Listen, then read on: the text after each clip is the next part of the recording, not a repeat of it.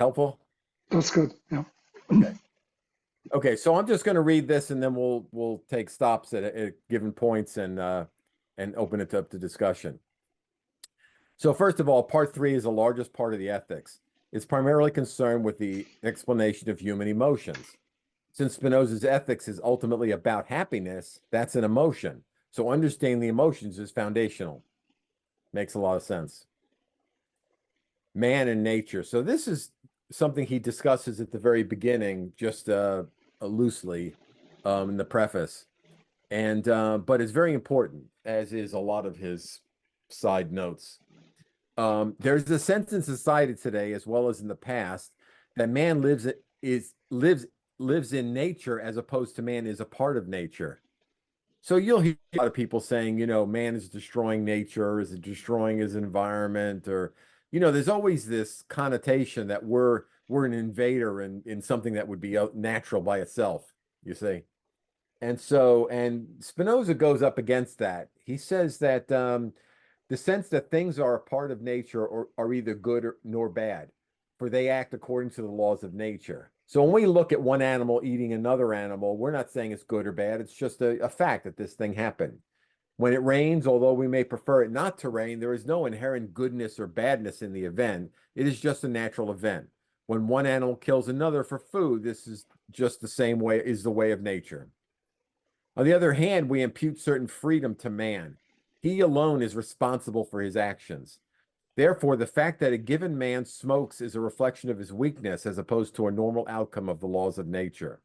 If one man murders another, he is guilty because, not being a part of nature, natural course of nature, he had a choice but chose to perform this vile act. He must be punished. And then I have a little footnote, which is kind of important here. I wish to point out that nothing in Spinoza's work, nor in this work here, suggests that we shouldn't punish criminals for their behavior. So the point is they're doing that. What's going on is something different than actual punishment, what we would call like getting even or punishment or that kind of thing. Okay. Spinoza emphatically rejects this notion and insists that man is much a part of nature as anything else. There is no sense in which man is outside or above nature. We can use our understanding of the laws of nature along with tools such as reason, mathematics, and logic to understand and explain the things within nature. So too can we use those same tools to explain man's thoughts, behaviors, emotions, and actions. Each of man's emotions can be investigated and explained as a natural consequences of the laws of nature. So the point there is that man is just another part of nature. He's not the same. I'm not the same as a dog or a rock, but I am subject to all the exact same laws. There's no like magical element in there. Okay, so now he has a sense of adequate and inadequate causes. And I have references. You see like the number 3 there in red. Well, that's a reference down to the footnote at the bottom, which says E3D1. It tells you where it came up, where this is in Spinoza's ethics. Okay, so there are 2 types of causes, adequate and inadequate. Inadequate cause is one that sufficiently explains a given effect. For example, pushing a ball that is lying on the ground is the adequate cause of the ball rolling.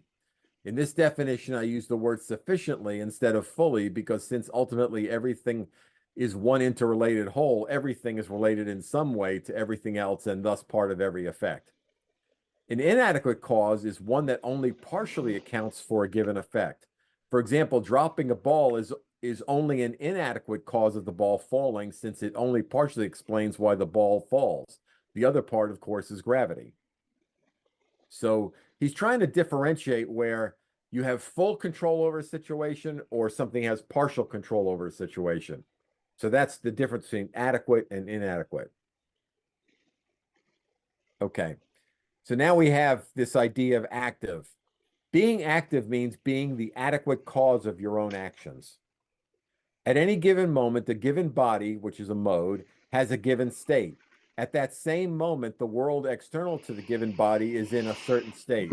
The external world impinges on the body. Actions or effects produced by the body can be a product or caused by the internal state of the body. Alternatively, actions or effects of the body can be caused by the body's reaction to an external environment impinging upon it. I think I give some examples here, hopefully. Being active is when the body's state is sufficient to explain the body's actions. Although at all times there is a constant interaction between a body and the external environment, the point is that without reference to or inference by the external environment, the effect or action can be explained. For example, a person is active when he gets up to get a drink of water when he's thirsty. In other words, your internal states drove the action. There was nobody forcing you to do it. You just decided you're thirsty and you're going to get it, and you get up and do it. The internal state of a person was that of thirst. This caused him to seek a drink without reference to the external world. This action is explained. So the motivating force was something that came from internal, and all the motion and action was internal. So that's active. You're active in that case. Again, people can raise your hand, and Patrick will stop me if anyone has any questions or wants to jump in. Being passive means being the inadequate cause of your own actions. An inadequate cause is when referring to the external world must be made in whole or in part when attempting to explain an action or effect of the body. For example, imagine if someone held a gun to you and told you to throw down a glass and break it. Nobody touched you or manipulated your limbs. If you told this story to someone without reference to the external man with the gun, the event wouldn't make sense. You'd tell someone that you got up from your seat and smashed your glass. They'd then ask why. The event wouldn't be fully explained. If you then include the gunman, your actions would be fully explained, although one may still wonder about the gunman's motivations. So the point is an external force was you needed that to explain what was happening. So you were passive in that instance. The point here is that a passive agent in this case, since an external agent, had to include the explanation. In this example, the gunman is an overwhelming part of the story. That need not be so. Often the external factor is only small. A given event is passive to the degree of external influence. So a lot of events will be mixture of external, and to the extent that it's all internal, you're active, and to the extent that it's controlled by something externally, then it's passive. Does that make sense? Okay. Just very quickly, yeah. If you talk about like, can a person make a choice about whether they're passive or active? Yeah, I mean, if someone held a gun to your head and said throw it down, and you said no, you just put it down on the table, then you are active, because you decided to put it down, you put it down. But I don't think that something it's like not a free choice, I guess. How do you it's not a free choice. Just a moment, I'm yeah. speaking. Yeah. How can you reconcile that with necessitarianism? Like, how does that happen? Yeah, I'll explain that. Because what happens is when I said earlier that if you include enough things, let me show you where I said that. Let's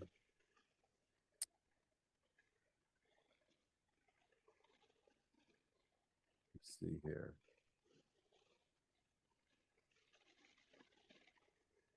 Yeah, here it is. In this definition, I use the word sufficiently instead of fully, because since ultimately everything is one interrelated whole, everything is related in some way to everything else, and thus part of every effect. Right. So an internal, something that originates internally, which you refer to as an action, right? That is something that is determined. All of it's determined. With respect to the subject externally, right? Right. So when you limit your view and just say, what would it take to explain this event sufficiently? That would be inadequate knowledge. Right. If you can explain the event by saying, all I have to do is explain Blake, and I don't need to explain anything external to explain why you put the glass down or why you dropped the glass. Right. That's what adequate means. That you don't need, I don't need to refer to anything outside Blake to explain why Blake dropped the glass. But use the word control. What do you mean by control? there's a difference between adequate and inadequate.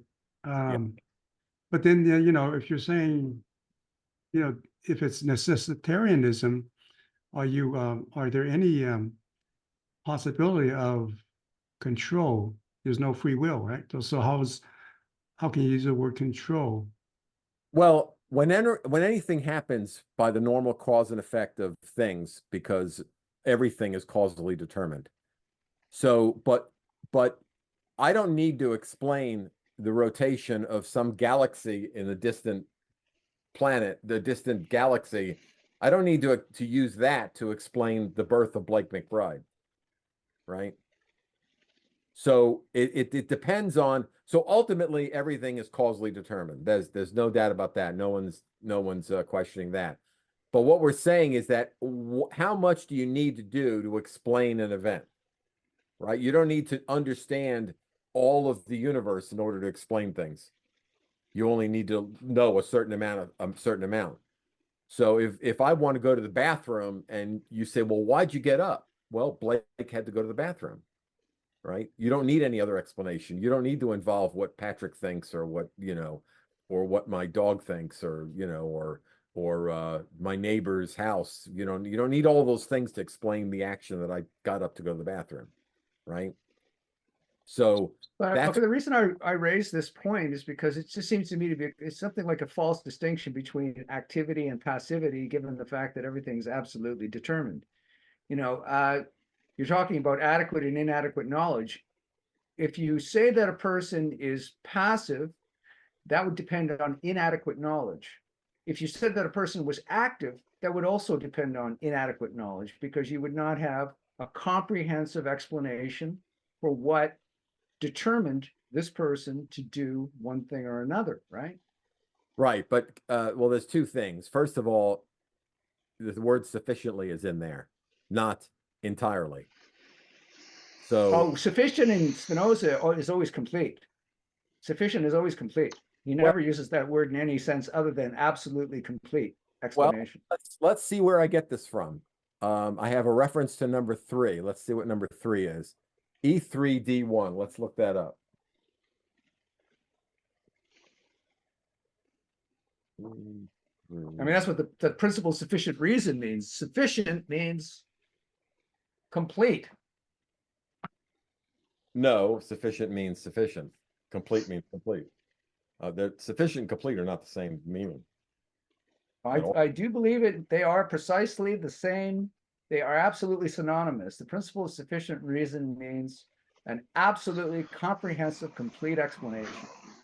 I believe you're right, Robert. And the solution that Blake is aiming for might possibly be formulated as we really need to recognize that there are degrees of adequacy, even though Spinoza doesn't state this explicitly.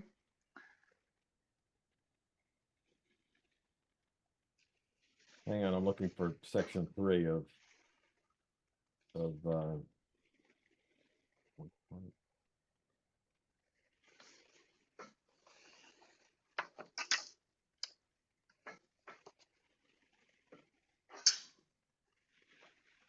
does anyone have that handy? E3D1?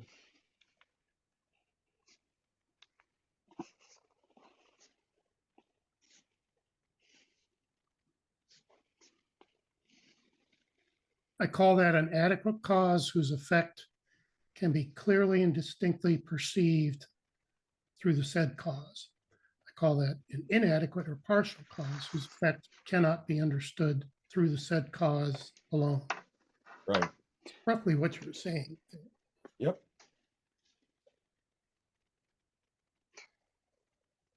In my experience reading Spinoza,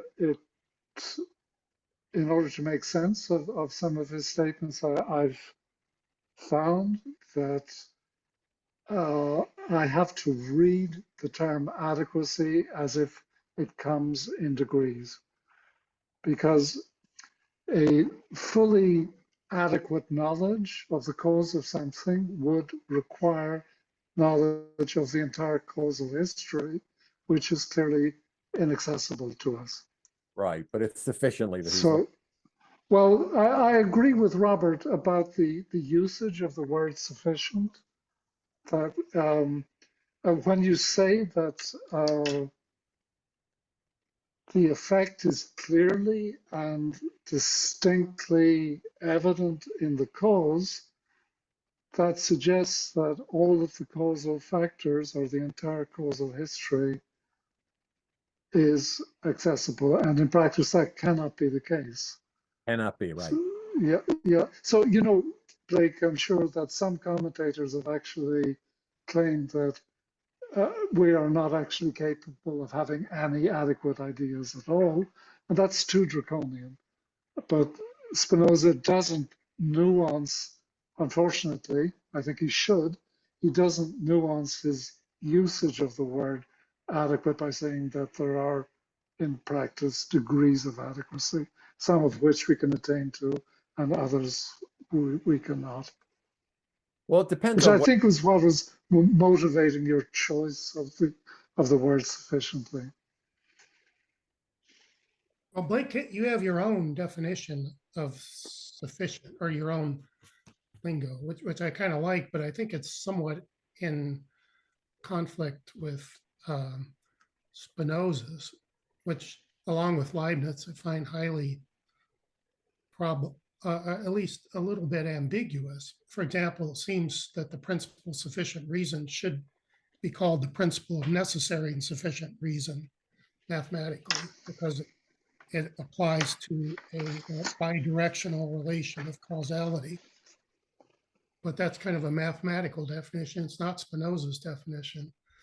So I kind of like your notion of sufficiency, but it is does seem to a little bit to butt heads with Spinoza's definition of sufficiency. Yeah, I think Spinoza implicitly recognizes the problem here. At the end of book 4, he has a sequence of about 10 propositions about the free man.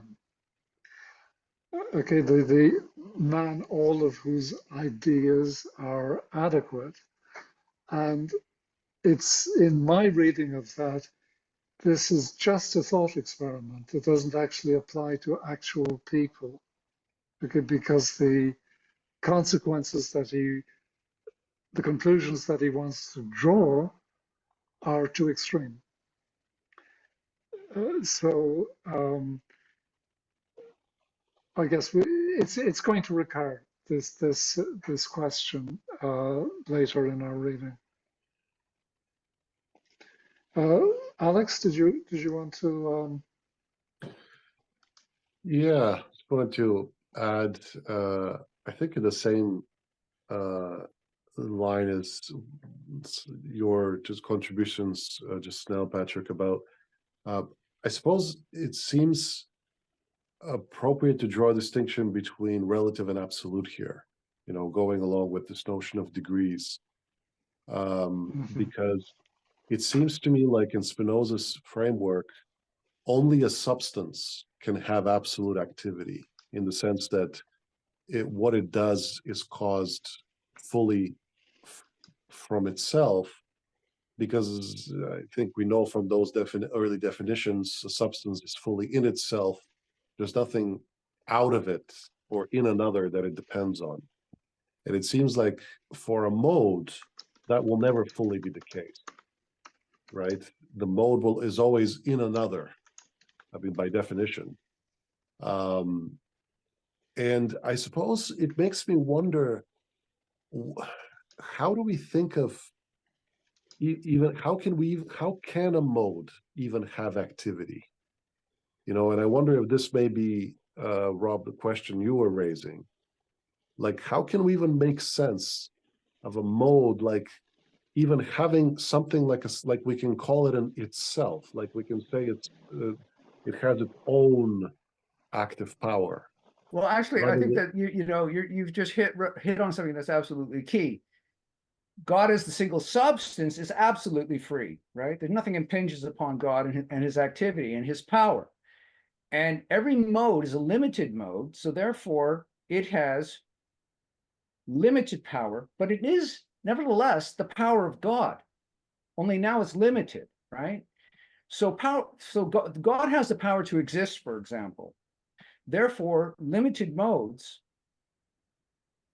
make use of that power to exist, but they only do so in a limited way. So insofar as a limited mode is active, that is because the limited mode, some of its essential attributes, some of its essence, in other words, derives from God. And God has the power to exist, and therefore a limited mode has a power in and of itself, treated as a singular object, has the power to exist in a way, and that's expressed in the conatus.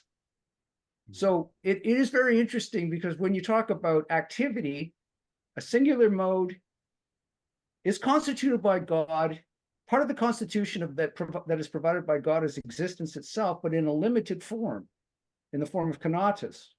So it is a true activity, and it's an activity that is inconsistent with the absolute necessity that prevails through all the natural realm. So this is where the tension in Spinoza lies, right? You have to sort of somehow reconcile at least under the attribute of extension, the necessity of efficient cause and effects that go to infinity. But at the same time, conatus is something that is expressed by a singular object, every singular object, certainly by an organism, and that's exactly where the tension lies. So it's quite interesting, because I'm not sure whether they can be reconciled, quite frankly. I'm not sure whether or not Spinoza succeeds in his claim to show that necessity prevails throughout all of the world, all of God, let's just say, all of the God, necessity rules, but at the same time, there is something that in the metaphysical thoughts, he refers to it as the principle of life. And I think that that was a term that he was using before he got to conatus. And he said that the principle of life that is in God, which is the essence, provides his existence, and his existence is expressed in unlimited, free, completely free power. That is something that a limited mode has as well, because the essence of a limited mode, God constitutes a limited mode, and therefore part of the essence of God is in a limited mode. So I don't think that it's an easy, question to answer, but I think that there is something that it's impossible to reconcile these two principles: efficient causality running through all of nature, plus the notion that you have singular objects with life. I'm not sure whether they can be reconciled. So Alex? Yeah, just a very brief follow-up, yeah, thanks for that, Rob. And one thing I would add is a question coming up for me is, why does God limit himself or itself, God's self, at all? In the sense of, producing modes and producing these limited realities, which are after all part of God. And, why isn't there just a kind of single, undifferentiated, living God? that's another great question. It really is a good question, And It really I is a think it good leads us question. to this, right, to these problems, right, of how can modes be active? Like, what are the boundaries even around the mode? And I guess, like the limits of one's body comes to mind, but yeah, and I'm curious also, we've been talking about the third kind of knowledge, and I wonder if that may be part of an answer here. Well, from God's point of view, he's not limited, right? Because everything follows of necessity in unlimited, an infinite variety of different modes, right? And so from God's point of view, there's no imposition of a limit on, but it is true that for a singular being is a kind of negation in Spinoza. It's the ratio of motion and rest is a configuration that is determined through negation. It means it's not unlimited motion, right? There's a moment of rest or stasis that forms the singular object, the essence of the singular object. So there's negation as well. And that's a very good question. I wouldn't know how to answer that. I'm not even sure I've even heard that question asked before, but it's a good question. Yeah, but we're also Uh, talking about this from a human or our limited point of view, right? Not just from what God if can it, say. So we're going back and forth. I don't think it's as mysterious as it's being made out to be. For Spinoza, what he means when he says that a finite mode, when he talks about freedom, or when he talks about self-determination for a finite mode, what he means is simply the ability to act in accordance with the laws of one's nature. And that is not inconsistent with complete determinism. Right. We will be coming up against these issues time and time again as we proceed. So we're not going to resolve them right now. So Blake, it's up to you. Do you want to continue with the exposition? Sure. Where was I? I think emotions. Okay, yeah, let's pick up on emotions here. Spinoza defines emotion as an increase or decrease in a body's power of activity, together with the idea of the thing that caused the effect. That's in E3D5. So basically, you have two things. Something makes you more powerful, and you sense that, and then you think, like if someone says you're pretty, right? Or handsome or whatever, then you feel good about it, right? So you have a positive emotion. They cause this external idea. They cause this positive emotion. The reason that being pretty or handsome is a positive emotion is because the way it gives you more power is because now more people will like you or want to be around you or spend time with you, and you have more opportunities and, those kind of things. Just like, if you get damaged, let's say you trip and you hurt your knee and now you can't walk well. So now your power is decreased and you're feeling pain because this event and hitting your knee on the external object, the floor, has caused you this pain. So these cause emotions. So all of the emotions, the fundamental emotion of pleasure and pain, are caused by these two things. It's an increase in your body's power or decrease in your body's power, together with an idea of something that caused it. For example, if someone called you smart, you would feel a good emotion. Being smart is an increase in your ability to perform mental activity. This is taken together with the idea of the person who said it constitutes the emotion. Alternatively, if someone called you stupid, that would cause you to feel bad. This is because being stupid is a decrease in mental activity. This again is taken together with the person who called you stupid. It should be pointed out that the rocks don't have emotions because they don't form an internal association between a decrease and increase in power and the thing that caused it. For example, water may reduce the ability of a clump of dirt to exist, its power, but it doesn't relate that to the person pouring the water. You see, it's not complex enough to understand these associations. Okay, now active and passive mind. Adequate ideas are those that the mind truly and fully understands. Inadequate ideas are those that the mind doesn't fully understand.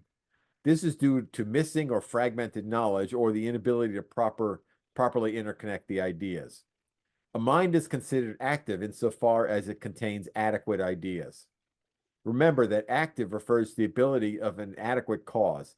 This means that the adequate ideas lead to an active mind, and an active mind is a mind that is the adequate cause of its actions. Another way of saying it is that as we acquire greater understanding, we are more self-determined and less subject to the whims of fortune. Blake, can I stop you there? When you say this means that, wait now, An active mind, yeah, an active mind is a mind that is the adequate cause of its actions. Um, there's something that Spinoza seems to suggest, which has always puzzled me. So I'm just flagging this as something that we may want to come back to again in the future. He um, he seems to say that to have adequate ideas about what is happening to us, that of itself makes us an adequate cause of what is happening. Oh, I'd like to see that one. Okay, the thinking seems to be that if you have an adequate idea of what's happening, you have knowledge of the cause of what's happening. That's what's going on under the attribute of thought. So under the attribute of extension, since the mind is just knowledge of the body, to have knowledge of the cause of what is happening to the body is to say that the cause of what is happening is in the body. So this is very strange, but it seems to me to underlie a lot of his turns of phrase. And I can't go along with this myself unless the understanding of the body is completely different from what we usually think. Well, he's clearly. So I'm just mentioning this as a difficulty that I have never resolved in my reading of Spinoza. I'm not saying we're going to resolve it now. I just want to bring it to your attention as something that needs to be looked at in due course. Right. Alex?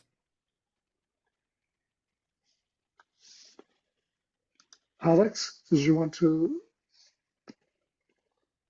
I'm good right now. Thanks. Okay. Okay. The core of man, conatus. Modes have a property whereby they tend to retain their identity or continue to exist. This property is called the conatus. The conatus is entirely a product of the mode's structure, composition, or makeup. All things, both living and inanimate, have this property. Since the structure of each mode differs from all others, in other words, rocks have a different structure from a tree, or in fact, one person has a different structure from another. So too, the conatus of one mode differs from that of another. For example, the conatus of a rock manifests itself by the fact that the rock resists the air pressure around it, pushing in on it, and the gravity pulling its parts down.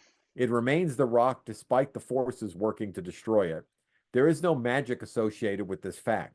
The fact that the rock can resist these forces entirely due to its physical structure and nothing else.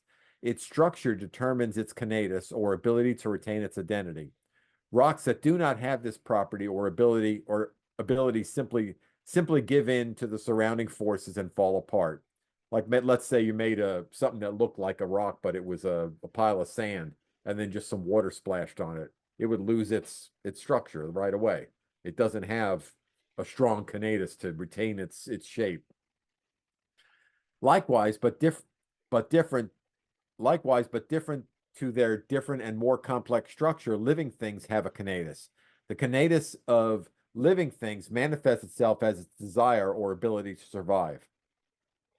The conatus is not some indwelling force contained in each thing. It is simply a product of the thing's structure and no more. For example, if you build an engine, the fact that the engine runs is a product of the way you built it, and not because it contains some indwelling force or spirit. As another example, imagine a table holding some items. The table resists the weight of the items on top of it, retains its structure until the weight is too great. Thus, the table's conatus is manifest in its ability to hold items without breaking. Not surprisingly, the conatus of the table has limits. Any comments there.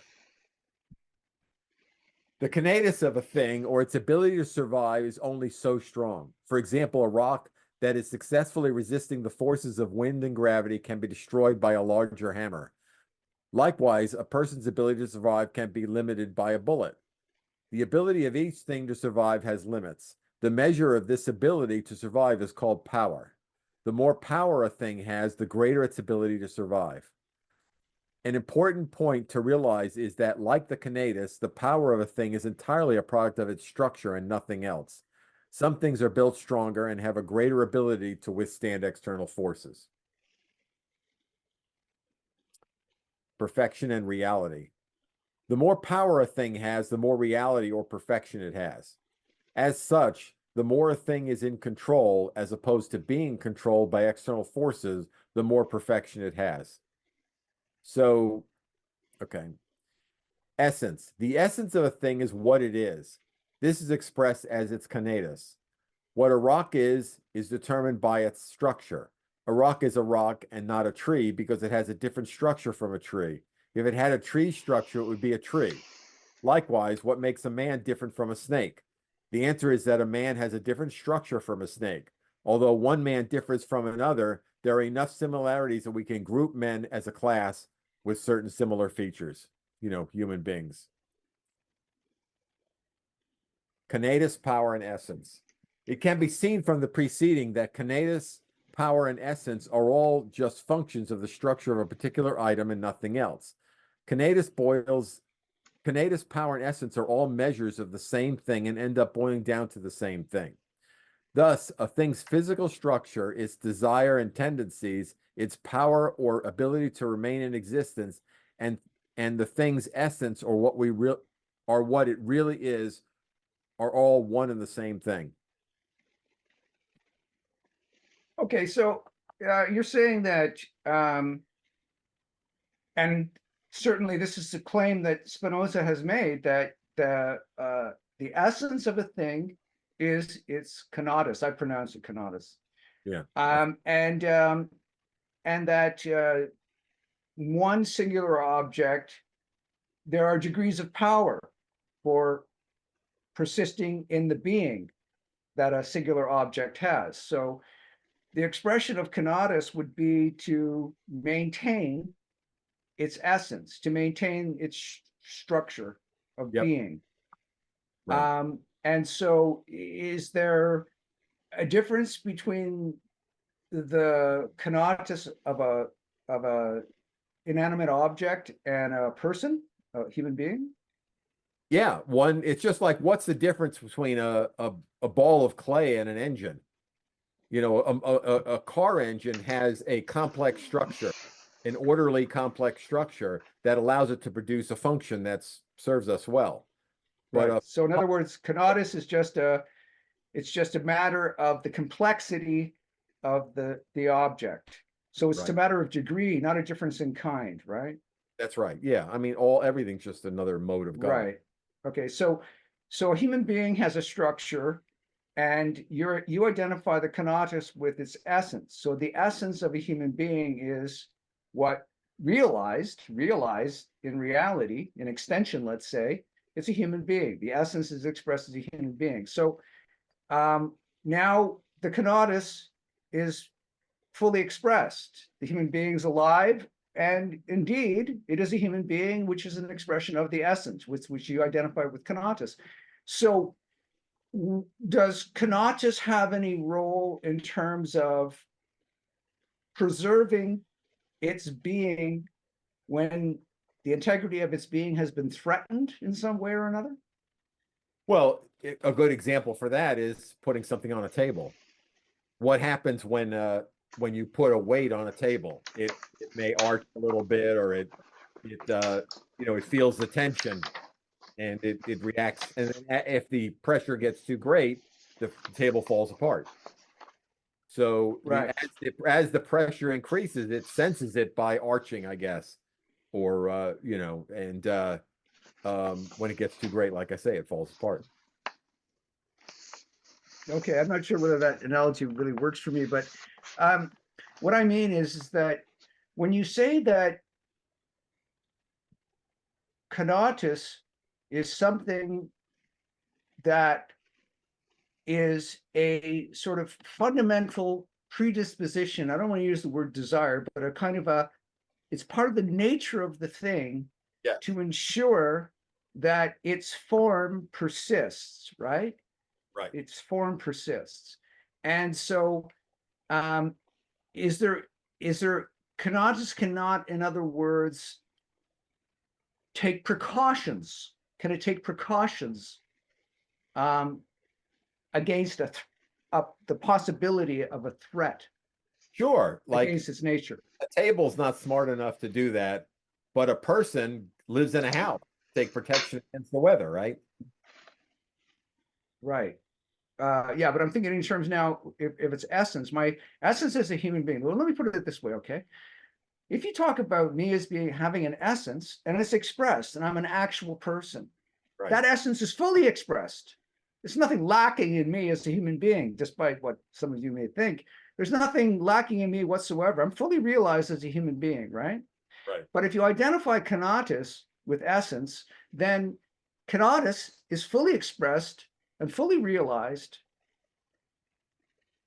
simply in my being a human being. The Conatus is my being a human being. So what I'm trying to determine is Conatus something that rises above? Does it supervene in some way over and above what an essence achieves in the actualization of a singular being in the world? Yeah, I think it's really just a straightforward, simple idea that the reason you're you and I'm me is because I have a different structure. And No, that's not my question. My question is, does Conatus does it express itself over and above the full realization of an essence in any singular object, such as a human being?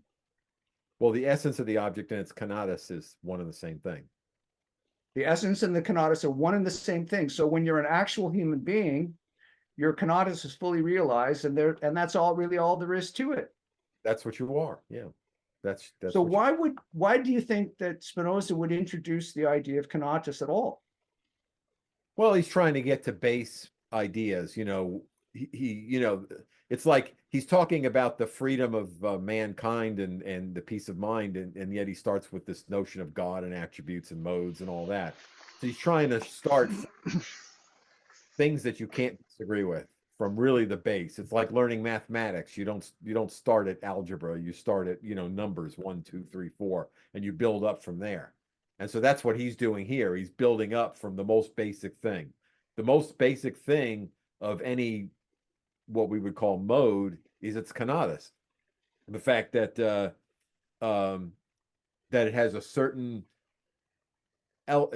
quality where it tries to exist, tries to say retain like when you say tries to exist, I don't have to try to be a human being. Well, I'm a human being. My essence is fully actual. I don't have to make any effort to be a human being. But when you talk about Conatus, you say trying to preserve itself. Yeah. In the same sense that a table tries to resist the weight that's on its table. In that same sense. It's just a product of its structure. It's not some magical element of you and me or the table. The table. Sorry, I was going to say Alex and Ella would like to jump in. Alex. Yeah, thanks, Patrick. Yeah, this is really interesting. I guess it's a historical question. Hopefully, somebody knows a little bit more about this than me. But I know in the history of physics, the time of Leibniz, I know, is a kind of a marker of the rise of the movement beyond mere mechanics towards dynamics, right? And the notion of force appears, and of course, Newton develops that in his own influential way.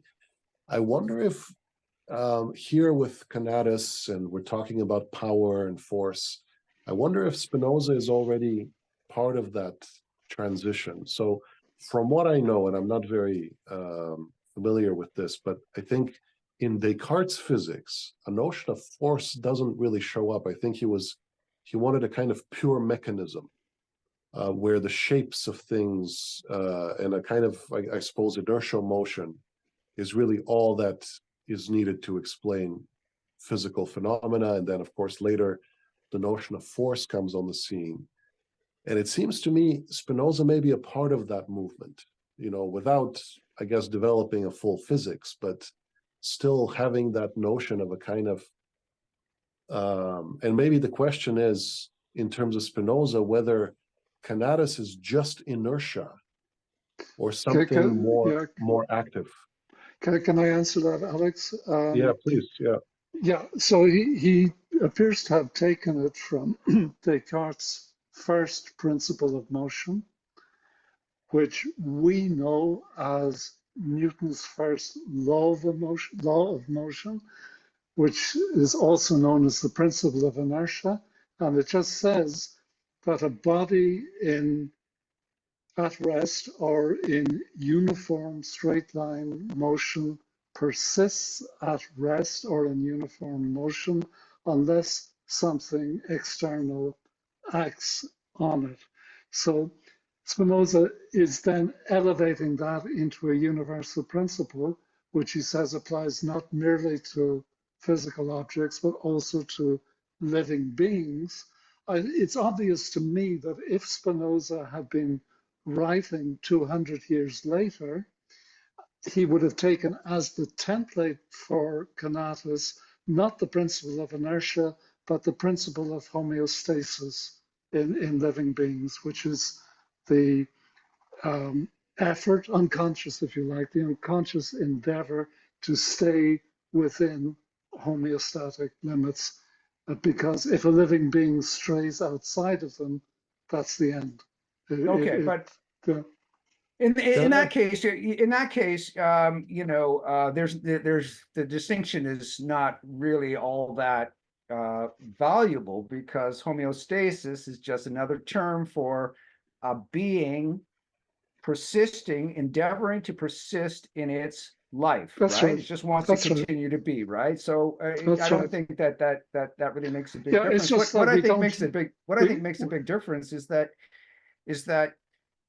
when you talk about conatus, you're talking about, like, if, for example, as Alex, the term that you just used, what was the term that you used for the nature of the being of a thing? What was the term you used? I was asking about force and power. I don't know if that's okay. what I can't remember but anyway, the principle of inertia would apply to the notion of conatus, simply and merely maintaining its structure of being, right? Its way of being in the world. That would be a kind of inertia. It would just say, I just want everything just to remain exactly the same way that it is right now. And then that's all it does. If it only did that, what that would imply is that when an organic creature is met with a threat of some kind, it doesn't make any modification for an ulterior end. It would be absolutely passive. There would be no resistance. Conatus surely is expressed in the resistance to harm being done to an organic creature, right? And if that's true, that means that conatus must be something that is beyond mere essence, the mere structure, because it would not be a capacity for encountering and modifying its behavior or qualifying its behavior or doing anything it can in order to resist the destructive force of something that it's met with accidentally, could we let Ella has been waiting to get in. Ella? Yeah, a couple of the questions I was going to ask have already been asked. So, good questions. I, had a question about force as well. And I think Robert has addressed the fact that, from what I understand as well, is that basically, the force is for me as a human being to maintain my form and to resist. But what about the force that would be necessary to come into existence at all in the first place? Can anyone comment on that? Well, coming into existence is just a causal effect, right? It is, but Spinoza doesn't actually recognize that drive, the sexual drive, as being fundamental in the same way as the drive towards homeostasis. Right. I'm You not know, talking. he doesn't have. Yeah, it's just one of the things that that aren't on his radar, given that he was writing in this 200 years before Darwin. Yeah, exactly. He was before Darwin. So I would think that there would be some sort of organization with some type of force of some kind, still to put the whole system together.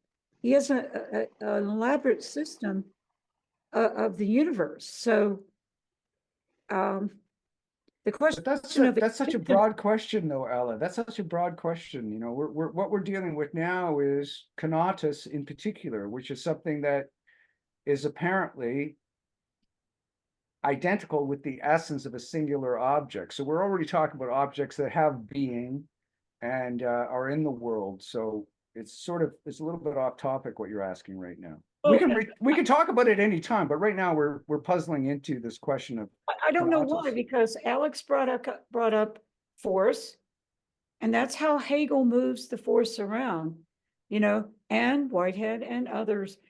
Force moves things around. It's a part of a whole organizational system.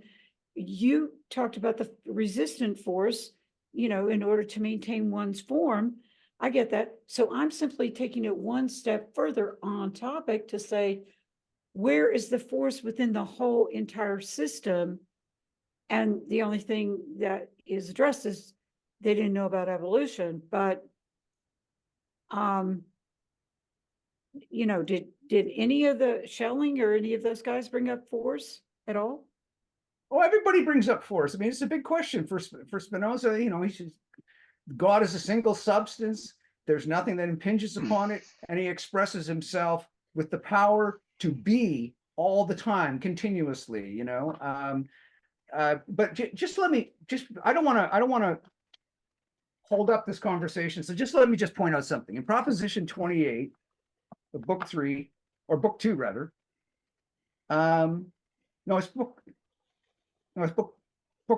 3. I'm sorry, I forgot to put the numbers in. But in Proposition 28, we read that we strive to further the occurrence of whatever we imagine will lead to joy, and to avert or destroy what we imagine is contrary to it, or will lead to sadness. We're using our imagination now and anticipating something in the future. We strive to imagine as far as we can what we imagine will lead to joy. That is, we strive as far as we can to regard it as present or as actually existing. But the mind's striving or power of thinking is equal to and at one in nature with the body's striving or power of acting. That means what you think in your mind in anticipation of the future is actually going to affect a change in your body. In this case, efficient causality under the attribute of extension isn't determining what's in your mind. Your mind is determining what's happening in your body. So therefore, we strive absolutely, or what is by Proposition 9 Scholia, is the same, want and intend that it should exist. We want and intend that what is actually going to lead to joy should happen in the future. And next, we imagine that what we believe to be the cause of sadness, that is, what we hate, is destroyed. We shall rejoice, and so we shall strive to destroy it or to avert it from ourselves, so that we shall not regard it as present. This was the second point. Therefore, whatever we imagine will lead to joy, and so on. And so what I submit is that we're talking about a predisposition that is something that cannot be strictly and perfectly identified with the structure of a being, but something that anticipates destruction or sadness and anticipates joy and full realization of the being, and that it takes measures. And that seems to me to be what he's talking about here is kenosis, something that cannot be simply reduced to the essence of a being.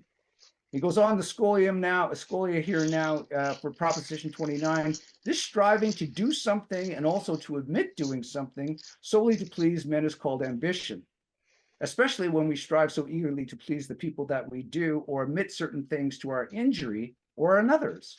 In other cases, it is usually called human kindness. Next, the joy with which we imagine the action by another, which he has striven to please us, I call praise.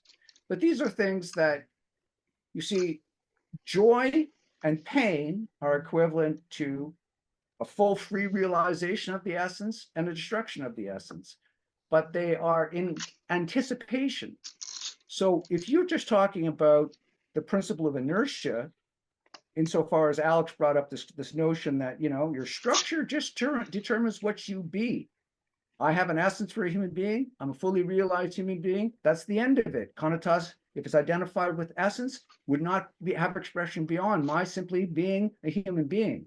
But to anticipate joy and pain, or an enhancement of my nature, or diminishment or destruction of my nature, that is something I believe can be attributed only to something that rises above essence. So therefore, insofar as necessitarianism applies in Spinoza's world, it seems to me that kenosis, it's very difficult for me to understand how kenosis can play a part if it's absolute, unless we attribute to organic beings something like the desire. He uses in the definition of kenosis, he uses the word desire. How can something have desire if its nature is already fully complete in the world? Desire for what? Desire seems to me to be something persistent. Why not desire just to persist in being?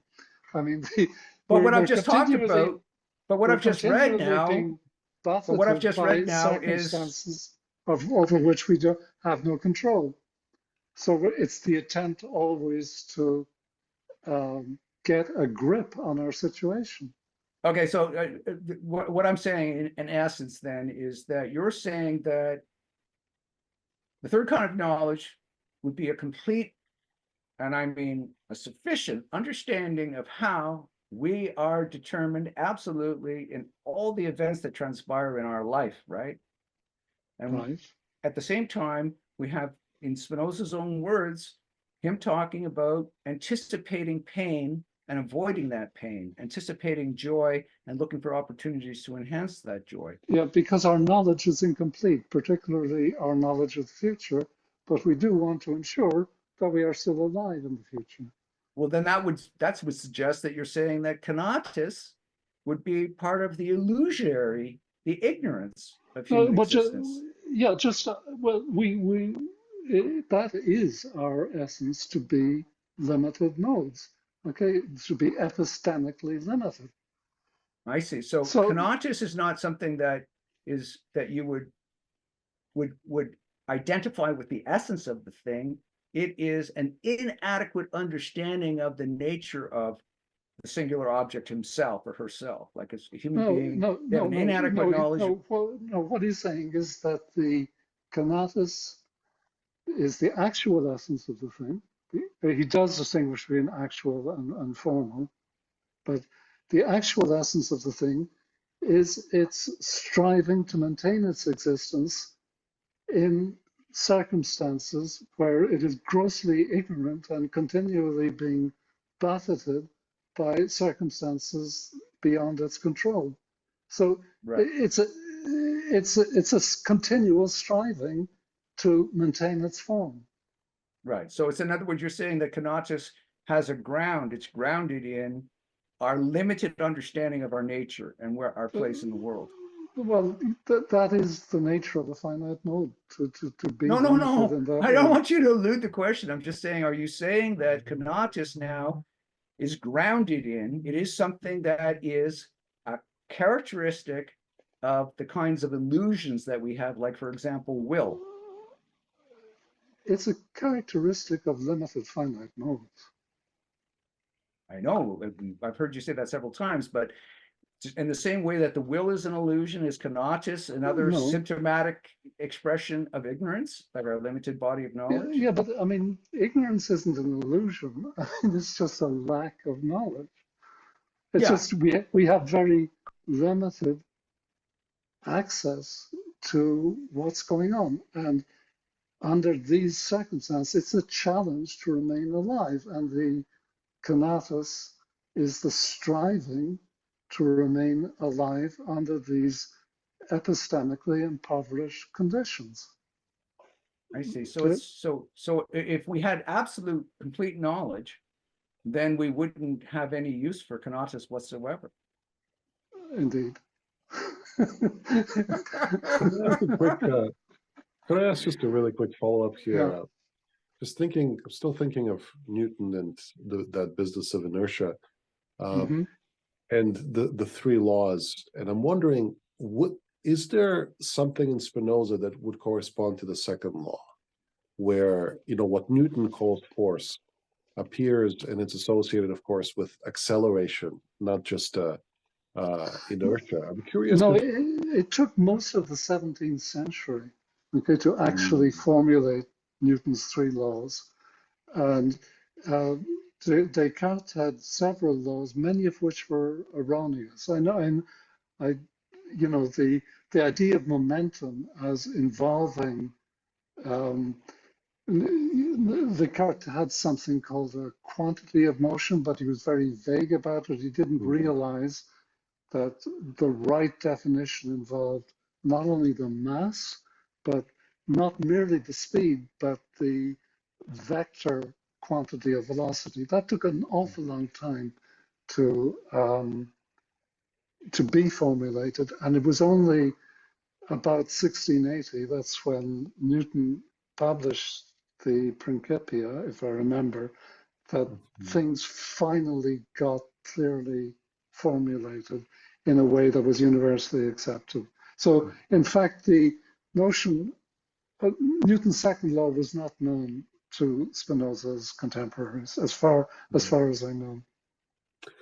I think Leibniz had his own version. I don't know if he used dunamis or what term he used, but, you know, Leibniz with his monadology, and each monad has a kind of internal principle, which, you know, actually, I mean, seems on the face of it a lot like the conatus. And I believe Leibniz associated that with a dynamics in physics, you know, his own version of it anyway. Pre-Newtonian, perhaps. It's funny, I don't remember that, Alex. What is this principle in Leibniz? The monads create their own world for them, and it's determined by the concept that is chosen with the creation of the world, right? Yeah, and there's some kind of internal driving principle of each of the monads, and I say that only because it's reminiscent of the conatus. You know, even yeah, but I don't though remember that internal driving principle. I know that it's an activity, and that activity, a monad is an activity that can never cease being an activity. But I don't recall anything about.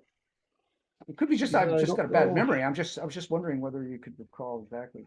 Yeah, not off the top. I don't know if Leibniz doesn't use the Aristotelian notions of dunamis and energeia, but no, I don't. No. Yeah, I'm not too clear. I would have to look it up, but that's just memories from a long time ago, reading Leibniz. But anyway, my question was if Spinoza perhaps has some kind of vague or maybe nascent kind of knowledge or sense of something that we would recognize as force, you know, post Newton, whether that may be a reading of the conatus where, you know, maybe it's not just inertia, maybe there's something slightly beyond that, slightly more active, more creative principle. But anyway, I'm kind of speculating. Well, that's what I think anyway. I think there has to be, otherwise it's superfluous to the entire treatise. Why don't we just talk about essence? Why talk about conatus? Conatus seems to me to do work over and above what can be identified strictly with the essence, Well, but anyway. for Spinoza, it is not the essence, but conatus, which is the only foundation of virtue. He's not going to build his ethical system not from the essence, but from the conatus. And I suppose my sense, just to elaborate very quickly, is that, I mean, if we are to speak of activity and of power as he does, to me, that seems to imply something more than just inertia, right? But anyway, I mean, I'm curious to just to read on and see where it leads. Fred?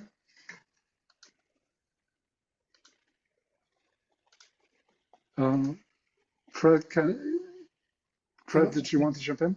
I tried to, am I unmuted now? Yeah, you're unmuted, yeah. Because I wasn't able to earlier. Where was I? Oh, yeah.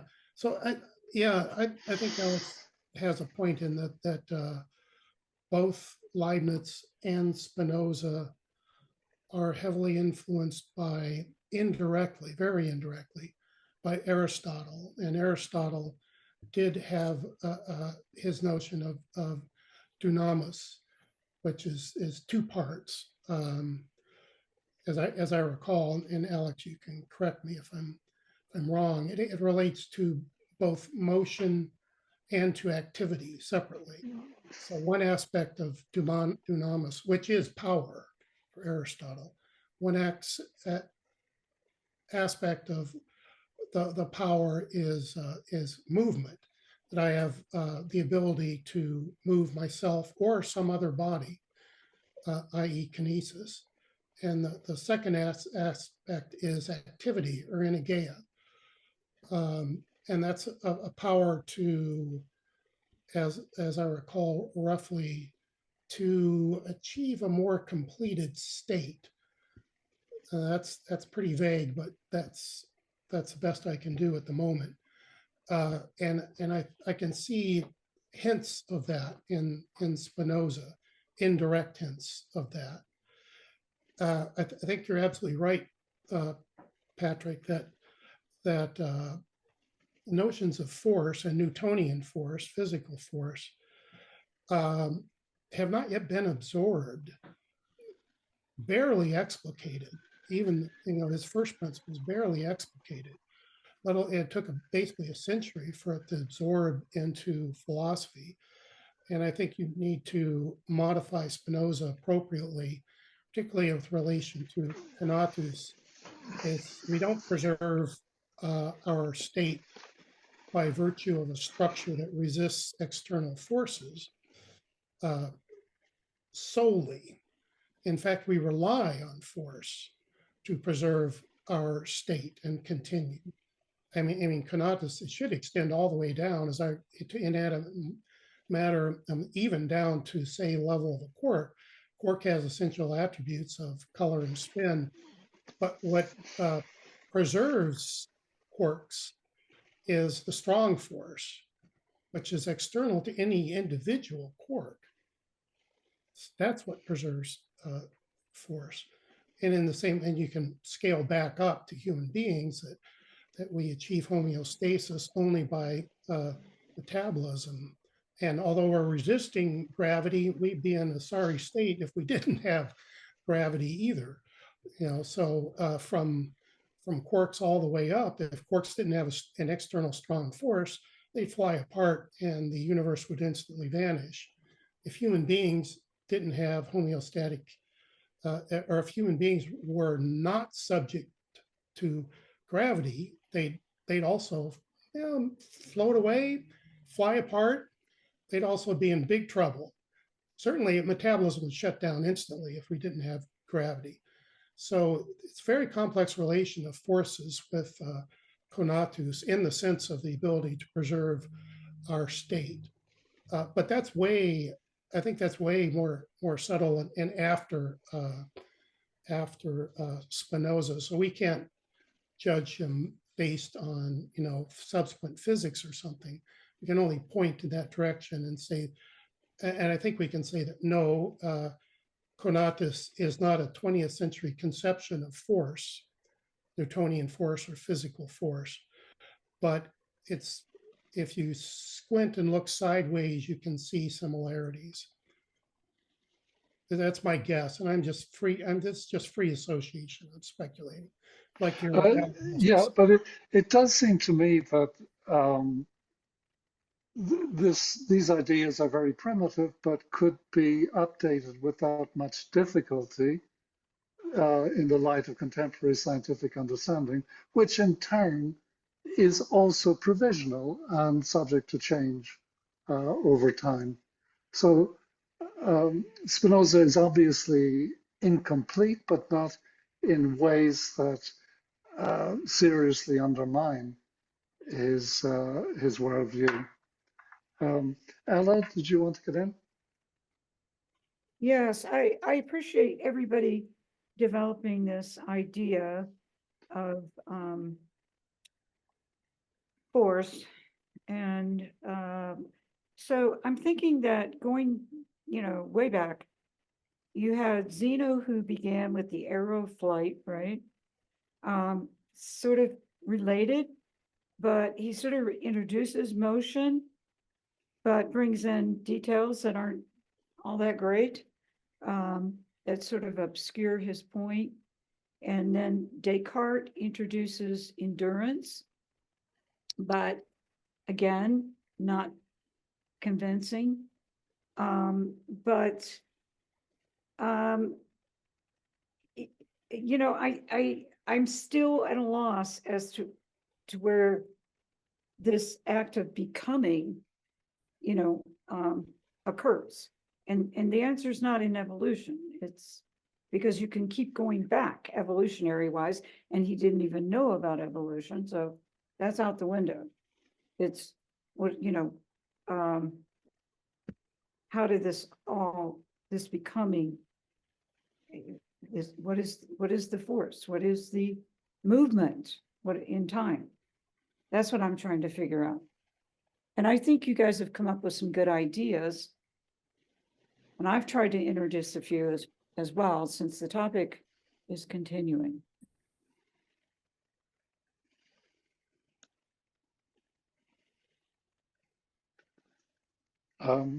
Blake, is there a sort of target a destination that you have in mind that we might aim for to complete for tonight? Or No, yeah, but where do you think would be an appropriate place in your document to finish up on?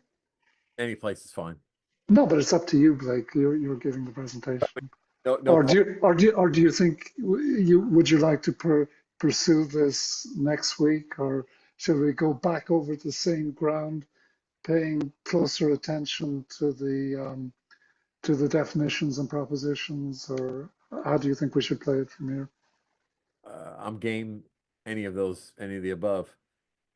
Maybe the rest of the group can weigh in. Yeah, please. Any opinions about how we should proceed at this point? Personally, I find it a really useful document, and it has references to propositions in the third part of the ethics, and you can either do it together or go over the propositions with reference to that document, or I can do it individually. It doesn't matter. But I find it a useful document to Sure. kind of fix some of the propositions. Well, I think that if anybody who wants to hang around, I mean, I'm not in a hurry to end the meeting. Why don't we just go until Blake feels like, you know, he is satisfied with what he's done. Blake, it's your call. Yeah, I'm happy to continue. Go ahead. Go ahead. Okay, so will, appetite, and desire. So suppose Spinoza defines the will, appetite, and desire as follows. Will is the conatus associated with the mind alone. So that's just just basically the mind. The appetite is the conatus associated with the mind and body, like you want food or warmth or anything like that. And desire is the conatus associated with the conscious mind and body.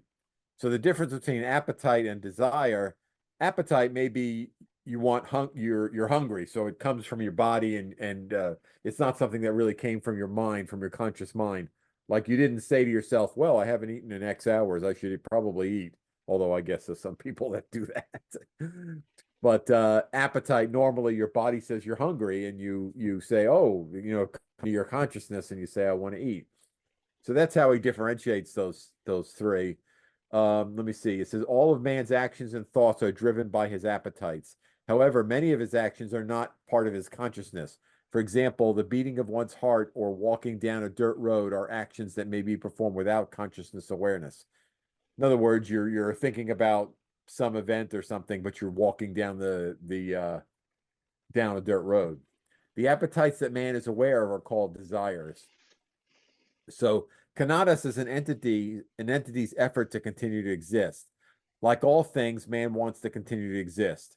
Man is a much more complex entity than other things on the planet, such as rocks and animals. Being more complex, man expresses his conatus in much more complex ways. The most fundamental force, nature, or goal of man's mind is to find ways for the man to continue to exist. This is called his will. An important thing to understand here is that man's will doesn't express anything other than this force to exist. It is not as though once satisfied that his existence is not threatened, his will could focus on anything else. Man's will is constantly and solely concerned with his existence. Unlike man's will, which only involves his mind, his appetite includes the status of his body. He is concerned about nourishment and maintaining his body, whereas the will wants the being to continue to exist. His appetite includes his relationship with the body as a means of existence. Any make sense? Pleasure and pain. Man experiences pleasure and pain, but what are these? These are the sensation of mind the mind perceives when the power of the body is increased or decreased. Let me give some examples. When you hurt or your body is damaged in some way, yes, the damage transmits a signal to your brain, but rather than just perceiving that information as a fact, you perceive it as something negative. The reason it is negative is because the power of your body is diminished to the extent of the damage. You experience this negative perception as pain. In other words, because pain and pleasure are emotions. So how do we get to emotions from this conatus, right? So he's showing you how that works. If you are given glasses to correct your vision, you experience pleasure. This is because your improved vision increases the power of your body to interact with its environment. The power of your body is increased.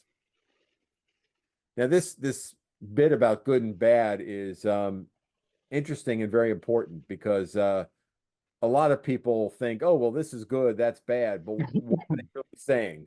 And so he explains it pretty well here. An interesting point brought out by Spinoza is what we think of as good and bad. There's a sense in most people in which people believe that that the concepts of good and bad exist outside of humanity, and that we somehow desire the good and shun the bad. Spinoza shows that the reality of this is the reverse. It's not like you like good things or you dislike bad things. It's they're good and bad because you desire them or don't desire them. So let me continue here. The good is what gives us pleasure, and the bad is what brings us pain. For example, there is nothing inherently good or bad in a particular dish of food. We don't desire a good dish of food. We like certain dishes of food. Those are the dishes we like and want. They are good. They are good because we like them. So good and bad is determined based on what we like and don't like, what helps us and what doesn't help us. So it's the reverse of the way people normally think. Emotions. Emotions are changes in a person's power taken together with the thing that caused the change. There are three fundamental emotions: desire, pleasure, and pain. All human emotions at their core are a product of these three basic emotions. For example, one will experience the feeling of like or love towards an external object that causes us pleasure. Likewise, one will feel dislike or hate towards an external object that causes pain. The emotion experience varies greatly according to the nature of the external object and the degree of pleasure or pain experienced from that object. Spinoza details many of these interactions and the corresponding emotions. One thing that really sticks out is how mechanistic we really are. So, and I don't enumerate all the things. You could read the book if you want. How all the pieces fit together. The physical structure, so this kind of like wraps up all the stuff that was preceding. It tries to put it in one big picture here. The physical structure of a thing dictates what the thing is, its essence. For example, an automobile is an automobile because of how it is constructed. It is the essence of it to do what the automobiles do. Likewise, a rock is a rock because of its structure. Its essence is a rock. The same is true for man. Each object, animate or inanimate, has a tendency to try to remain intact. This is its conatus. The measure of a thing's ability to remain intact is its power. A person's consciousness of their conatus or effort to live is their desire. When a person experiences their power, they experience it as pleasure. Likewise, when a person experiences a decrease in their power, they experience pain. People experience many types of emotions of varying strength. The type of the emotions they experience is the product of pleasure and pain they experience taken together with the thing that caused it. Spinoza gives many specific examples. So it's really saying that these three elements, the different mixture of those three elements, it's like being a chemist and you have these three chemicals you're going to mix. And depending exactly what percentage you mix is what you get. And I'll continue until somebody stops me. Love and hate. Love is pleasure associated with the idea of an external cause. Likewise, hate is pain associated with the idea of an external cause. Of course, we may talk about like or dislike depending on the degree of pain or pleasure and the external object. So this really brings out what we consider good and bad and what we like and what we don't like and what makes us attracted to something or repelled from it.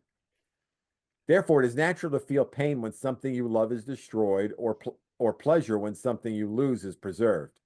Because if something still exists that's giving you pleasure, obviously you're going to be able to continue to receive that pleasure. But if it goes away, you won't be able to receive the pleasure.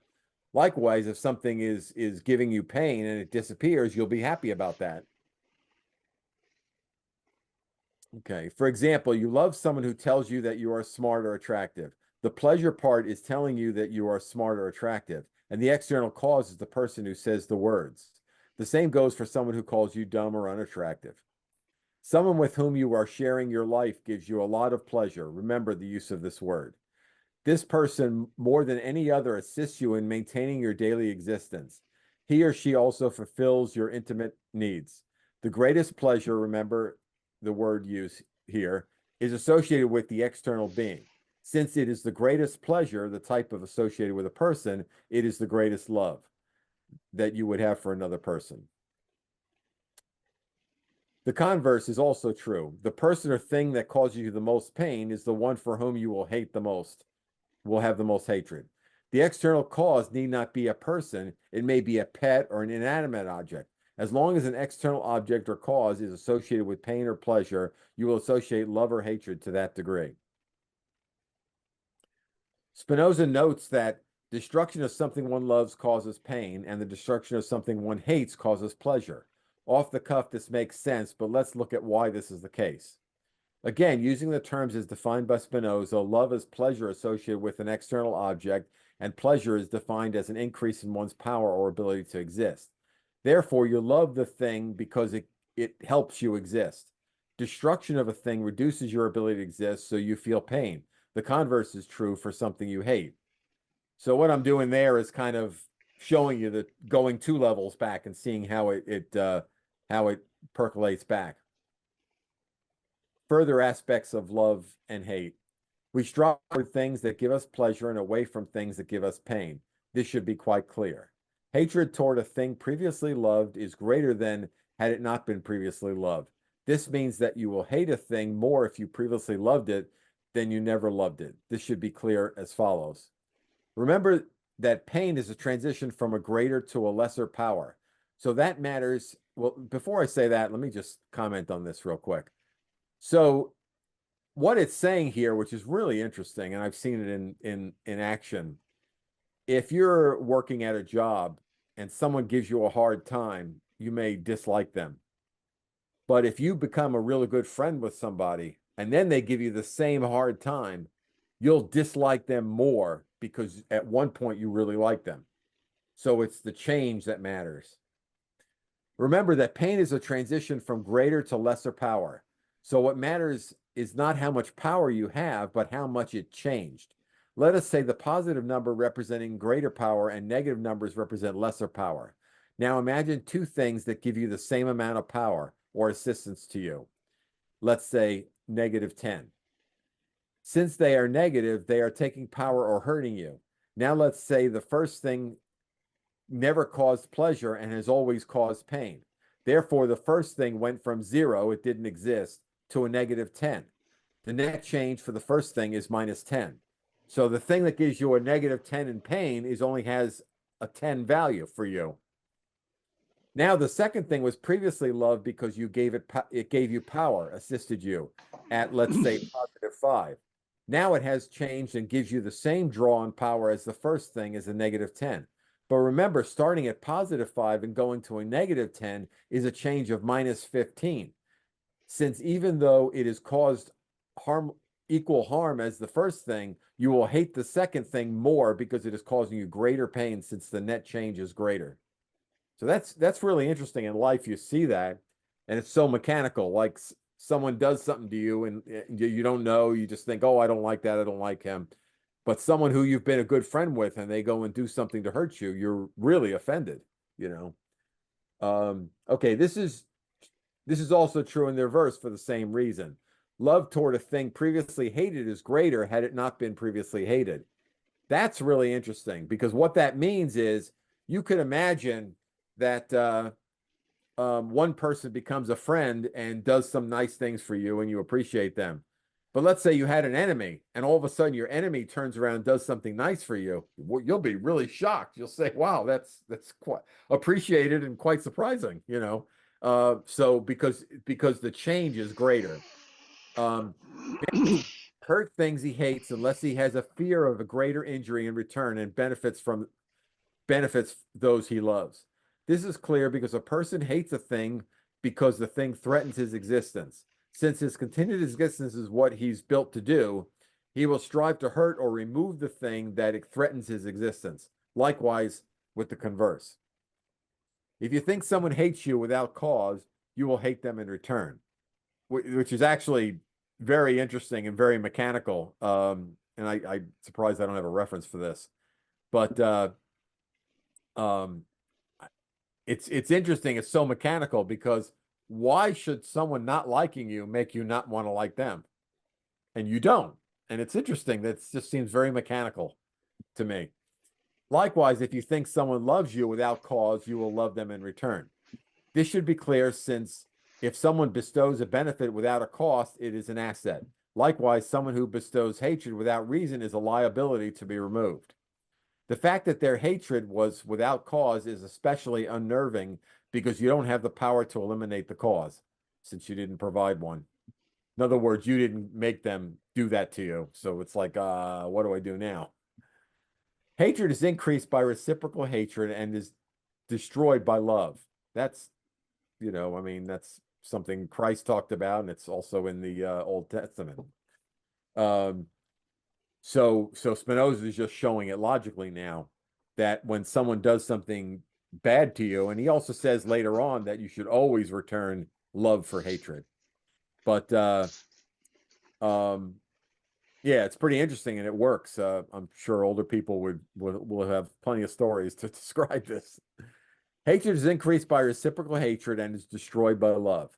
Have you ever heard this one before? The simple point is that if you return hatred with hatred, then the other person will try to return further and increased hatred. However, if you return love for hatred, you stand the best chance of changing things. Also, remember that love that came from hatred is stronger than love without prior hatred. So you have a greater chance of having an effect on treating someone with love who has treated you with hatred. Really, really good point there. If a person is affected by pleasure or pain by a person of another nation or class, that person will associate the cause of the nation or class, even though their nation or class had nothing to do with the pleasure or pain. This accounts for many of man's prejudices. Really good. I mean, it just explains it flat out, you know, because if you're in a schoolyard as a little kid, and if you're white and a white person hits you, you just say, "Oh, I don't like that person." But if a black person hits you, you'll say, "Oh, I don't like all black people," you know, and that's the the mechanics that's working out there. I mean, it's obviously pretty ignorant, but it at least explains how it works. The imagination of one's power causes pleasure, and imagine of one's impotence causes pain. Plain and simple. One of the many striking things to be noted is how mechanically we really act. We imagine ourselves as beings with free-flowing individuality, but the reality is that all of our thoughts, feelings, and actions are cause and effect related, and many of those thoughts, feelings, and actions are a bit less complicated than previously thought. The fact that many of our fundamental reactions are so similar, as just noted, is a reflection of the similarities of our structure. Right, so the fact that we all agree that oxygen is good to have in air is because we have a similar physical structure. We all require air. So we can all agree that air is good, right? Because we share similarities in our structure. Other emotions. Many of Spinoza's immediately following propositions are extensions of these ideas. Each particular scenario explains emotions such as jealousy, envy, arrogance, contempt, partiality, vanity, etc. They really bring to mind how mechanistic we all work. Of particular interest, I'd like to emphasize the following. We can experience pleasure and pain of we can experience pleasure at the pain of others. Sad. We move towards pleasure and away from pain, obvious.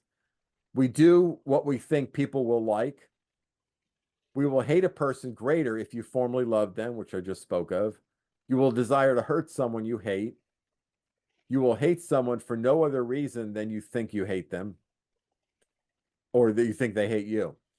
Now, he's not saying any of these things are good. He's just saying this is just the way most people act. You know, people without a lot of knowledge or wisdom. Hatred is increased by reciprocal hatred, but may be destroyed with love. Good point. Big point. If affected by pleasure or pain by a person of a different class, you will associate the pleasure or pain with the entire class. Prejudice. Love or hatred toward a thing deemed to be free will be greater than that which is deemed to be non-free. Very important point. It goes to the examples I gave earlier about you know, someone slaps you or something. We feel good about ourselves. Okay, and so these are just the references here. Man's essence. The essence of man is what defines him. It is what he is. Spinoza equates a man's desire with his essence.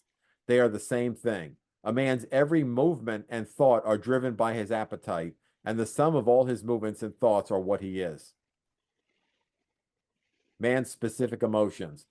Through man's fundamental emotions, Spinoza defines wonder, contempt, love, hate, inclination, aversion, devotion, hope, fear, confidence, despair, joy, disappointment, pity, approbation, indignation, overesteem, disparagement, envy, compassion, self-contempt, humility, repentance, pride, self-abasement, honor, blah, blah, blah, blah, blah, avarice, and lust. Spinoza does this in a very methodical and logical fashion. Each description depends on the fundamental emotions or prior defined emotions. Again, this really demonstrates how mechanical we really are.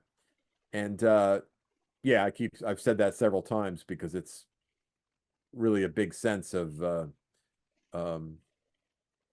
you know, we just view ourselves as these free elements in nature, but we're not. You know, we're just more complicated, certainly, but still we're just another mechanistic part of the world, of the universe. This part of the ethics is very lengthy and should be easy to follow if you understand what has been stated so far. I suggest you go through the ethics part in detail, utilizing one of the translations of the ethics. Okay, this is the end of what I had here. Just, yeah, this is the key points about part 3. Man doesn't exist in nature. Man is just another part of nature and is a product of just of it, just like everything else. So that's one of the key points in this part here, in this section. Man's emotions are a natural product of his makeup and not some aberration or weakness. So you say, oh, this man's weak, he has this emotion or that. No, it's just what they're made of. It's how they're made up. It's something they can't help. Man's emotions, although more complex, are just mechanical, causally determined as all other things in nature. So again, it's not a mystery, it's a complexity. Spinoza describes most of man's emotions in mechanical terms. That's what I have for part 3. Thanks, Blake. Very good. Lots of food for thought. Um, I would be particularly keen to hear suggestions about how we should now read part 3 in what degree of detail. My general impression of it is that the first, say, dozen propositions will contain food for controversy. And once we have those behind us, the taxonomy of the emotions, I think there are about, I guess, 60 or 70 of them in all that Spinoza is going to describe, that will be fairly easy to cover in at a fairly rapid clip. So, Fred, would you like to? Fred, are you good? Fred, can you? Yeah. Yeah, okay, well, I don't have much to say because you said it. My question was whether we were going to proceed in more detail with book 3, and if so, how? So I think that sounds good, because I think you're right. The first dozen odd propositions are kind of key to understanding it, and also pretty controversial. And I would like to understand more, for example, how valuations fit in, good or bad. I'm not sure that Spinoza, maybe he does say this. If so, he's wrong. To say that the good is what gives us pleasure. I mean, it seems like every parent knows that that's not the case, at least in the case of children, because if children had a choice, often their diet would consist of sugar, basically, and parents don't think that's good. And it's not just a matter of young versus old, because if we allowed ourselves to do what was immediately pleasurable for us, we'd be in serious straits. So it's I think it's more nuanced than that. It's a pleasure that's based on reflection of what, and it's what's ultimately satisfying to us, not what's immediately satisfying. And maybe that's brought out, but I would assume that we would cover that sort of thing in a discussion of the 3rd book. Blake will want to answer that quickly, I think, and then Alex will jump in. Yeah, the thing about the child who wants the candy, it's actually a good example, because it's not what is ultimately good. They determine there is no good and bad in truth. They're just, all there are facts. And the little kid, judges the candy as giving him pleasure, which it would. So he's correct. You as a wiser person understand the long-term consequences of it. So you may say, oh no, we're going to forego that pleasure and do something so that you can have a long-term pleasure of like living a life, not having rotten teeth, But the point is, it's still, to him, he's correct. He's 100% correct. It's good. It's going to give him pleasure, and that's what he wants, So, yeah, I don't see the conflict between what Spinoza is saying in that example. Well, there is a process of education of desire that has to take place in Spinoza's view of things. until we know what is really in our interest, we are not actually going to act in our interest, but we will be misguided in various ways, such as that example. Right. Alex? Sorry, there you are. Go ahead, Alex. No problem. Yeah, thanks, Blake, for the presentation. That was great. And you know, one thing that strikes me is just listening to your summary or to kind of overview is like this view of psychology could well have been written by, let's say, Hobbes, Oh, or indeed. you know, or Hume. It has a really kind of empiricist, materialist, thrust here. But I guess what I'm really interested in is how Spinoza will kind of graft onto this or develop from this something that's, I mean, it's kind of like a metaphysics, right? Not in a traditional sense, but you know, there will be talk of God and essences, and so that's really fascinating to me, how these two things come together. You know, a kind of what looks a lot like an empiricism, where like the good is pleasure, you know, together with access to this, you know, intuitive knowledge and God and so on. So that's my one of my impression.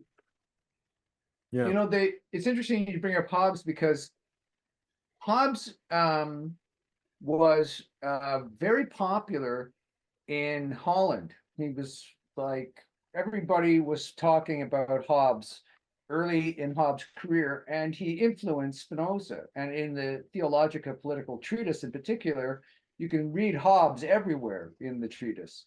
And then the interesting thing is that when Spinoza wrote the Ethics, he was really very influenced by Hobbes. I think that the guy that did our translation, Curley, has written a couple of essays on the extent of the influence of Hobbes and Spinoza. And then when, of course, Spinoza died very young, and 44, something like that, and Hobbes lived till about 90, and he saw everything that Spinoza had written, and pointed out in his comment, the only recorded comment that he made on Spinoza's work is that I dare not, he says, I durst not write so boldly. Like, in other words, I didn't have the nerve to write what Spinoza wrote. But the irony is that Spinoza was influenced by the early Hobbes. And so, you know, the emotions, they're identical. Hobbes treats the emotions in exactly the same way that Spinoza does.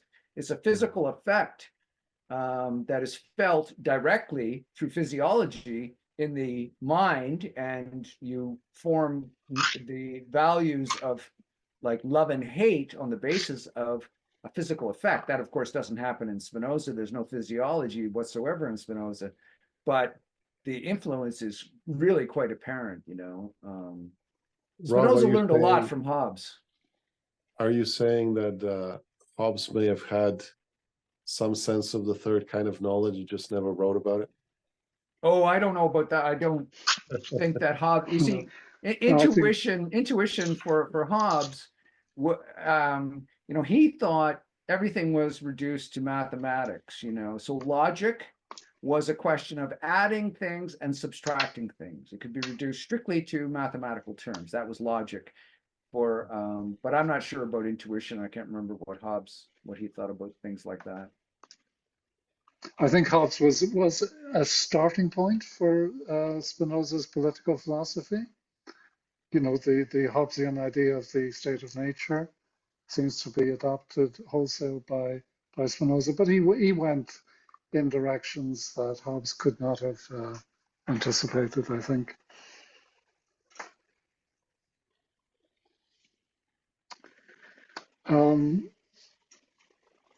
I wonder, can we discuss about next week? We don't have any plans next week for next week. Ella, before we do that, did you want to ask something?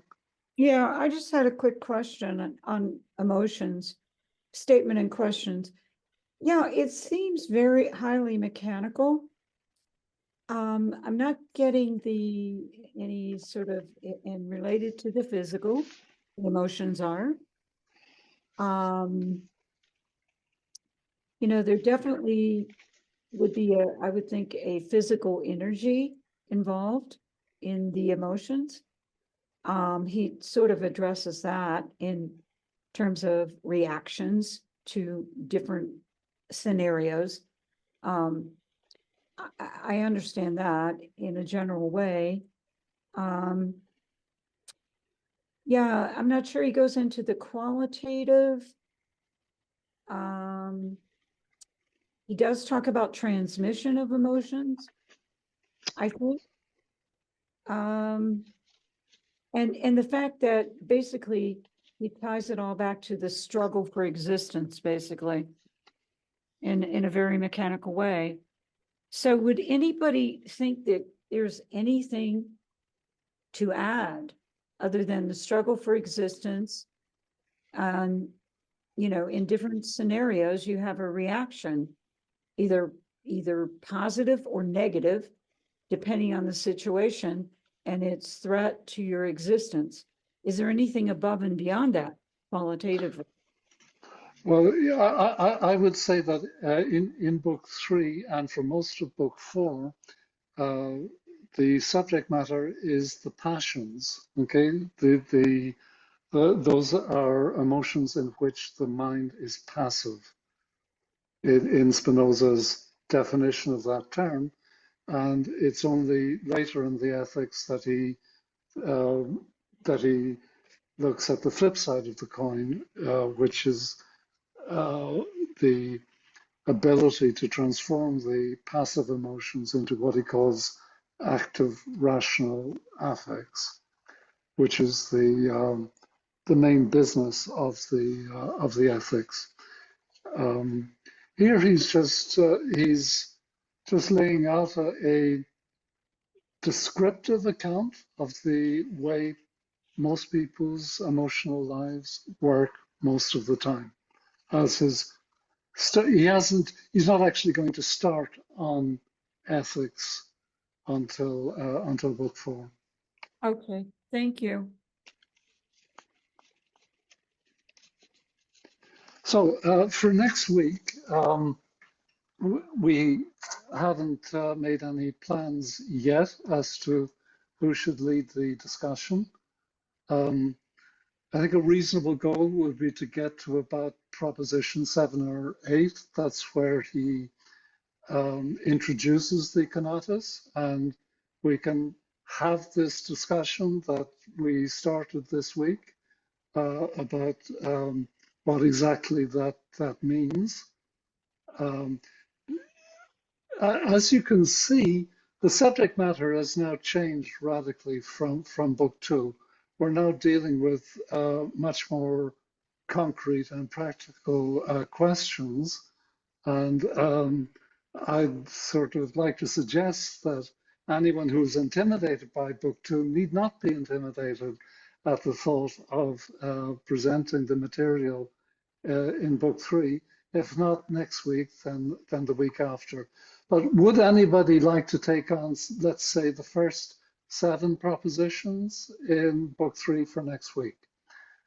If not, I would be willing to, but I think that my position on conatus is already been expressed. I mean, I don't want to, in terms of an exposition of those first, I think, 8 propositions, to concentrate on them alone, that's pretty straightforward stuff. It's just the whole question of how it should be understood, how conatus could be understood. Well, I think it's only I expect only become.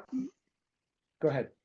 No, I expect that there would then be time to have that discussion next week.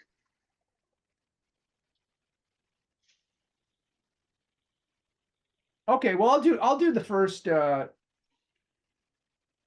do the first 8. No, the first. I'll concentrate on the first. Let's say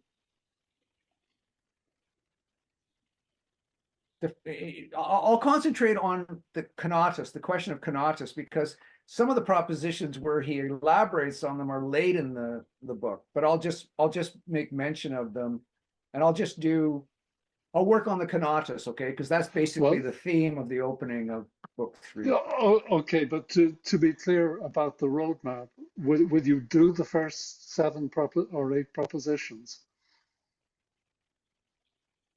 Yeah. Good. Okay.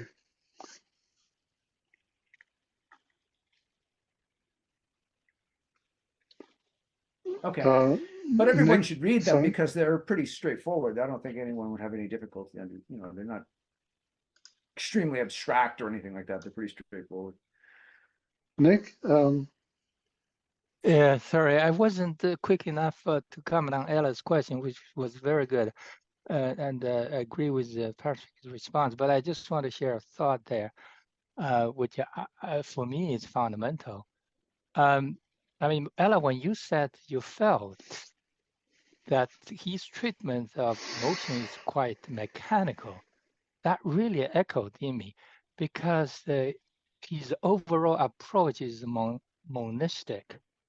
And by doing that, there's a very limited degree of freedom to treat different things different way. So in that sense, he basically mechanized the world. And in that mechanization, that you might have got a sense that even emotion, something that we associate a lot with non-rational, turned out to be mechanistic. And so I just want to highlight that. Yeah. It's a pretty austere emotional world for Spinoza. It's just, in other words, what preserves my being? You know, if it does preserve my being, or in my view, enhance my being, then it's good. If it diminishes my being, then it's bad. And if it diminishes my being, it's painful. If it enhances my being, it's pleasurable. You know, it's and the thing is that it's so the emotions are, well, anyway, we'll talk about it next time. It's a pretty austere world in terms of values in general. I would really like to see somebody who's mathematically inclined to attempt a formalization of what he has here. It looks a lot like calculus of variations. Like you could have a set of simultaneous differential equations with appropriate boundary conditions, and the goal is to maximize certain variables like pleasure, I guess, or the good, or I'm something. surprised that Leibniz didn't do that. You know, he was really familiar with Spinoza's work. that'd I be think Well, he should have taken no, that on. idea. well, I think maybe one of Spinoza's most radical innovations was the idea that he could take the scientific method or the scientific approach to questions and apply it to human psychology. That was completely unheard of before he did this. What Descartes had set out to do was take the objective world and define it to be the domain of science, and to do that in such a way that the church didn't have to worry that its magisterium would be encroached upon, but to keep the subjective world for the domain of religion. And Spinoza simply has erased the boundaries between the two, long before the idea of a scientific psychology ever occurred as a possibility to anybody else. Yeah, it's a brave but naive Yeah. attempt at analytical psychology. I don't buy it for a minute. Humans are far, far more complex than is laid out here. But it's you got to credit the guy for trying. Actually, Fred, if you look at the history of treatments of the emotions, you have to wait 200 years for Darwin to write his book on emotions in man and animal. and then into the 20th century. And there really hasn't been a hell of a lot of progress. I mean, since Spinoza took this on. Yeah, I was going to Sorry, go say ahead.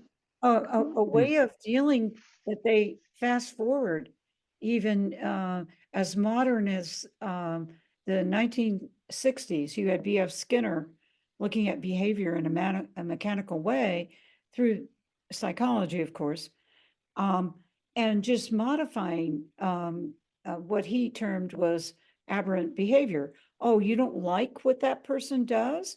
You know, you can withdraw your positive rewards in your interactions with him or her. Or if you're a teacher or a psychologist or a parent. So you're manipulating in a very sterile way human behavior, you know, giving them a, you know, banana of sorts to, or some sort of toy or reward or points for to reproduce a behavior that you want. So very mechanistic type of approach to the same mechanical system that Spinoza is talking about. So yeah, thought I'd add that. Well, Spinoza is a good deal richer than Skinnerian behaviorism. His psychology, I mean, that remains to be seen, but I think that will be borne out when we make our way through it. Yeah, I'm not. Yeah. It's philosophy versus psychology, and philosophy is always deeper than psychology, or generally speaking. So I'm and I'm looking forward to that. I just wanted to point out the error in thinking like this, and of human mechanization and what it amounted to in the 1960s. Thanks. Okay, well, I'm going to call it a night. So thanks Awesome. everyone, and we'll see you next Saturday night. Terrific. Good. Okay. Good night. Bye-bye. Okay. Thank you. Thank you, Blake. Blake, you send me the link for the video. Okay, I'll do that. Yeah. Good. Good. Thanks. Okay. Good night, everybody. Thanks, everyone.